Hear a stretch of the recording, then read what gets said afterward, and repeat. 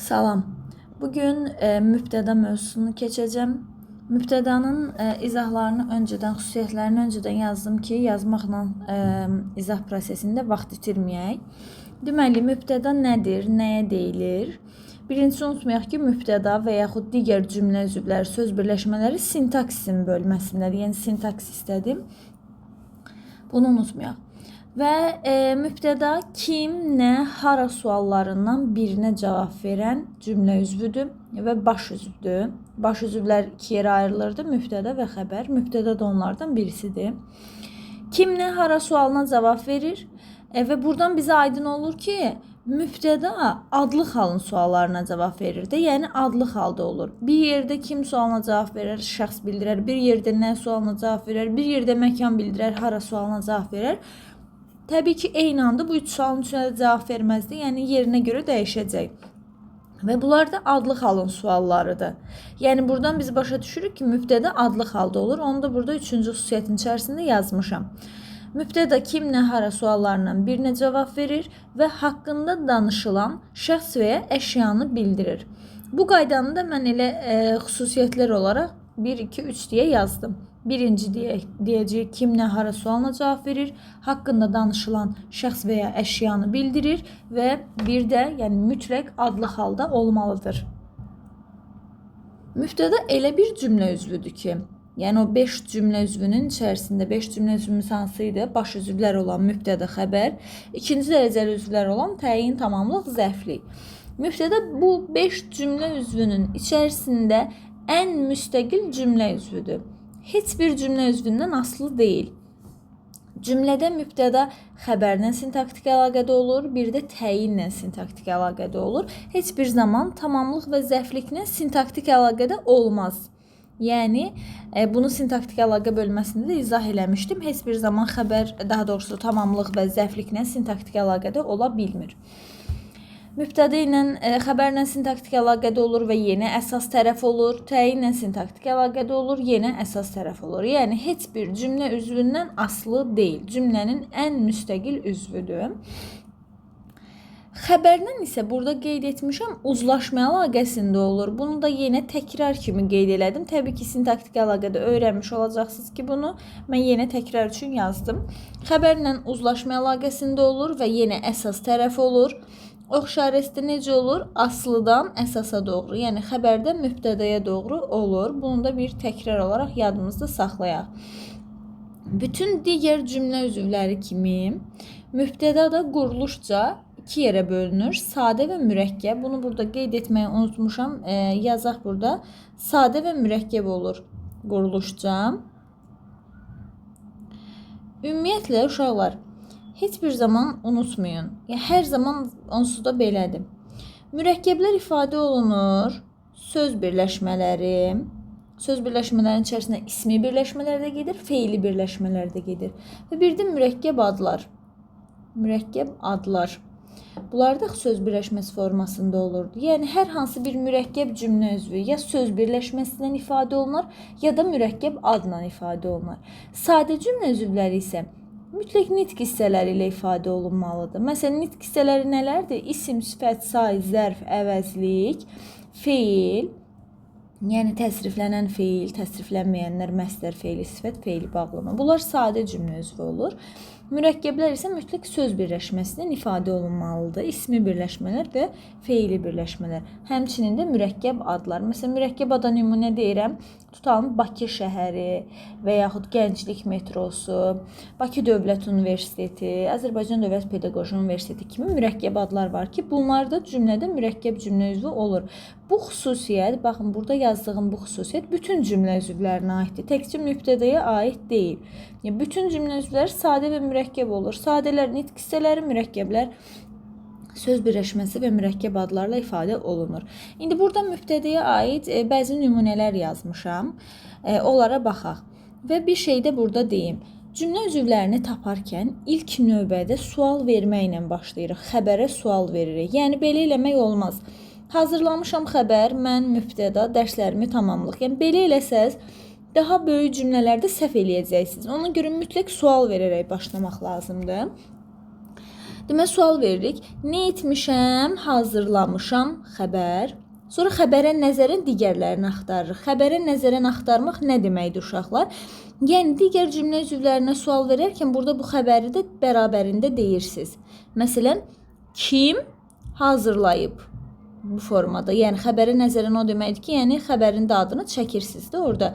Kim hazırlayıb? Daha belə sual vermək olmaz. Nə etmişəm, hazırlamışam? Kim? Mən. Belə isə təbii ki, tapacaqsınız, amma daha fərqli cümlələrdə yanlışlıqlar da etmiş ola bilərsiniz. Ona görə xəbərə nəzərən sual verməyi unutmayın. Nə etmişəm, hazırlamışam? Kim hazırlayıb? Mən hazırlamışam. Mən nəyi hazırlamışam? Dərslərimi hazırlamışam. Bu da tamamlıq olacaq. Sonraki dərslərdə öyrənəcəksiniz bunu. Daha sonra, ata evi həmişə doğma olur. Necə olur? Doğma olur. Hara doğma olur? Ata evi. Bu bizim mübtədamızdır. Mübtədanın işarəsini bilirik də, bir düz xətdir. Ata evi nə zaman doğma olur? Həmişə doğma olur. Keçdik 3-cü cümləyə. Dağ yolu çox təhlükəli idi. Necə idi? Təhlükəli idi. Hara təhlükəli idi? Dağ yolu. Çox da burada ədatda təhlil etmirik. Sonra, oxumaq heç vaxt gec deyil. Necə deyil? Gec deyil. Nə gec deyil? Oxumaq gec deyil. Nə zaman gec deyil? Heç vaxt gec deyil. Bu da səhvlik. Sənin evin deyəsən uzaqdadır. Haradadır? Uzaqdadır. Hara uzaqdadır? Sənin evin. Deyəsən də modal sözdür. Köməkçi nitq hissələri sintaktik cəhətdən təhlil edilmir. İndi burada baxaq. Ümumiyyətlə, siz cümlə üzvlərində ifadə vasitəsi deyilən suallar görəcəksiniz. İfadə vasitəsi də uşaqlar çətin bir şey deyil. Yəni, ifadə vasitəsi nələrdir? Yazıram buradan. İfadə vasitəsi bunlardır. Nitq hissələri, yəni orada hansı nitq hissəsi olmasını tapacaqsınız. Sonra söz birləşməsi. İndi burada təbii ki, söz birləşməsinin növlərini filan bilməlisiniz də, ismi feili bilməlisiniz. Və mürəkkəb adlar. Yaxşımı? Bunlar bizim ifadə vasitələrimiz. İndi xəbərdə bir də predikativ sözlər var, onu da xəbərdə keçirəcəksiniz. Baxırıq, indi görək burada ifadə vasitələri nələrdir? Və quruluşca növlərini də belə tapmış olacaqsınız. Mən dərslərimi hazırlamışam. Burada bizim mübtədamız mən idim. İndi mənin ifadə vasitəsini istəyirəm də, mübtədanın ifadə vasitəsini istəyirəm. Mən nitq hissəsidir. Nitq hissəsi olaraq da əvəzlikdir. Və axıra qədər yazaq. Əgər ki, bir cümlə üzvü nitq hissəsi ilə ifadə olunubsa, həmin cümlə üzvü quruluşca necə olurdu? Sadə olurdu. Yəni, burada mübtədamız sadədir. Sonra, ata evi həmişə doğma olur. Burada mübtədamız ata evi idi və ata evi ismi birləşmədim. İkinci növ təyini söz birləşməsidir. Yəni, nəticədə ismi birləşmədim. Deyirsiniz, ismi birləşmə ilə ifadə olunub. Və quruluşca söz birləşməsi varsa, təbii ki, mürəkkəb olacaq. Burada qarşısını da yaza bilərəm əslində. Sonra, dağ yolu çox təhlükəli idi. Burada mübtədamız dağ yolu idi. Bu da eynən ikincidəki kimi ikinci növdən ifadə olunub, yəni ismi birləşmə. İsmi birləşmə ilə ifadə olunub. Yəni birləşmə varsa, söz birləşməsi varsa, quruluşca da mürəkkəb olacaq. Sonra, oxumaq heç vaxt gec deyil. Burada oxumaq nə idi? Məstər idi. Məstərlə ifadə olunub. Məstər bir nitq hissəsidir, feilin növüdür, bilirsiniz. Ona görə nitq hissəsi varsa nə deyəcəksiniz? Sadə deyəcəksiniz. Sənin evin deyəsən uzaqdadır. Yenə sənin evin söz birləşməsidir. İsmi birləşmədir. Və quruluşca da mürəkkəb olacaq. Belə, mübtədalar daha çox nələrlə ifadə olunur, onu bu hissələrdə bir yerdə yazacağım. Bir dəqiqə, mən yazım, sonra dərsə davam edək. Aha, uşaqlar, deməli bir də yazdım bəzilərini, amma bir də təzədən xatırladırıq. İfadə vasitəsi nitq hissəsi olur, söz birləşməsi olur, mürəkkəb adlar olur. İndi burada yazmışam ki, mübtəda ən çox nələrlə ifadə olunar? Deməli, mübtəda ən çox təbii ki, isimlə ifadə olunur. Düzdürmü? Ən çox isimlə ifadə olunur. Həmçinin ismi birləşmələrlə də ifadə olunur. Buradan da yazaq. O ismi birləşmənin bəzi növlərini yazmışam, amma ismi birləşməni də qeyd edək. Ən çox isim və ismi birləşmələrlə ifadə olunur.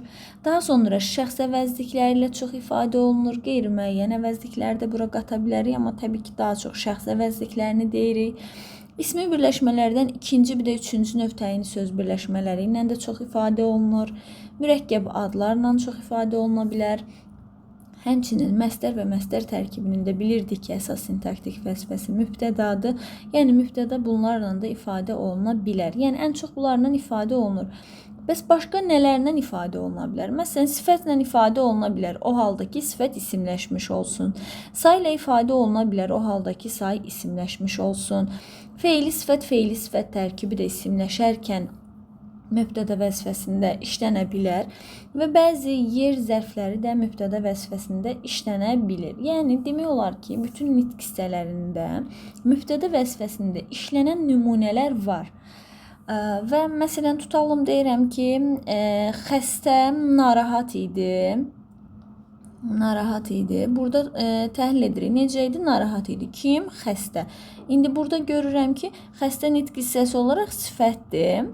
İsimləşib və cümlənin mübtədası olub. Məsələn, xəstə, cavan, gənc, qoca, yaralı, könüllü kimi sözlər sifətdir və bunlar tez-tez mübtəda vəzifəsində ola bilər. Yəni isimləşər mübtəda vəzifəsində olar. Sonra yazıram ki, məsələn, 1000 100-dən böyükdür. 100-dən böyükdür. Burada necədir böyükdür, nə böyükdür, 1000 böyükdür. 1000 də nitq hissəsi olaraq nədir uşaqlar? Saydır. Deməli, say isimləşib və cümlədə mübtəda vəzifəsində işlənib. Belə, daha sonra mürəkkəb adlara yazaq. Tutalım deyirəm ki, Bakı şəhəri. Mürəkkəb adı nədir? Tək olan varlıqların adını bildirir və formaca söz birləşməsinə bənzəyir də. Qısa izah kimi belə deyim. Bakı şəhəri gözəldir. Necədir? Gözəldir. Hara gözəldir? Bakı şəhəri gözəldir. Burada da mürəkkəb adından ifadə olunmuş oldu və quruluşda da necə olacaq? Elə mürəkkəb olacaq. Belə, yəni bunlarla ifadə oluna bilir. Və yaxud məsələn yazıram, oxuyanlar gəldilər. Nə etdilər? Gəldilər. Kimlər? Oxuyanlar.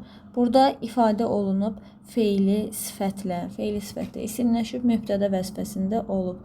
Bəs görək mübtəda nələrlə ifadə olunmaz? Mübtəda heç bir zaman feili bağlama ilə və feili bağlama tərkibi ilə ifadə olunmaz. Təbii ki, feili bağlama ilə ifadə olunmursa, onun tərkibi ilə də heç ifadə olunmayacaq da. Eyni şeydir demək olar ki. Biri söz birləşməsidir, biri sözdür. Feili bağlama tərkibi ilə ifadə olunmaz. X qoyduq. Təsriflənən feillər nələr idi bunlar? Feilin şəkilləri idi də, düzdür? Yəni bunu da deyirəm ki, testlərdə qarşınıza çıxa bilər. Məsələn, vacib şəkli, lazım şəkli, arzu, xəbər, şərt, əmr şəkilləri təbii ki, heç vaxt mübtəda vəzifəsində olmaz, X qoyuruq. Zərflərin yer zərfləri istisna, burada məsələn yazmışdım onu, yer zərfləri istisna. Digər zərflər cümlədə mübtəda vəzifəsində işlənə bilmir. Məsələn, tərz hərəkət zərfləri, zaman zərfləri, daha sonra kəmiyyət zərfləri cümlədə mübtəda ola bilməz uşaqlar. Sonra İşarə əvəzliklərindən indi təbii ki, sizə testdə deyə bilər ki, əvəzliyin bütün məna növləri mübtəda vəzifəsində olur. Xeyr, məsələn, o həmin işarə əvəzlikləri mübtəda vəzifəsində olmaz. Əgər mübtəda vəzifəsində bir o əvəzliyi görürsünüzsə, bilin ki, o şəxs əvəzliyidir.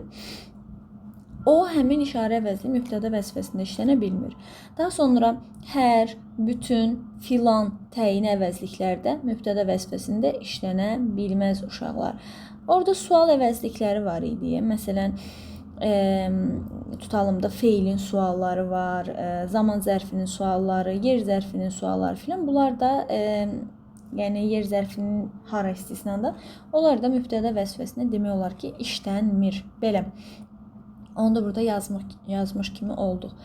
Yəni təbii ki, mən sizə demirəm bunları durun, əzbərləyin, amma 3-cü qruplar bunları bilsə yaxşı olar və bir də təbii ki, nümunədə tapmağı bacarın. Daha məsələn ən çox hansı sifətlər mübtəda vəzifəsində ola bilər?